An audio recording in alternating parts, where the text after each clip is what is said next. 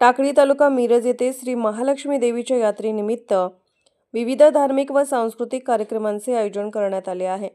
या निमित्ताने बुधवारी येथे धनगरी ढोल स्पर्धा झाल्या।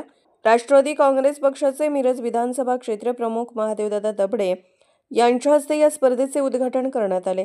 यावेळी मान्यवरांसह प्रमुख ग्रामस्थ व मोठ्या संख्येने प्रेक्षक उपस्थित होते।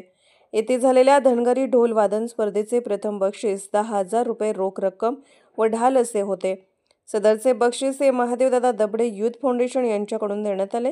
या बक्षिसाचे वितरण राष्ट्रवादीचे नेते महादेवदादा दबडे यांच्या हस्ते सामाजिक कार्यकर्ते अविनाश भगत, पंचायत समितीचे माजी सदस्य किरण बंडकर, अरुण गडकरी, राजू अण्णा पाटील, सुनील पाटील, चंद्रकांत इटनार, राकेश लोणके, पोलीस पाटील संजय माने, राकेश लोणके, पप्पू गुरव यांच्यासह मान्यवरांच्या उपस्थितीत मोठ्या उत्साहात स्पर्धा संपन्न झाल्या।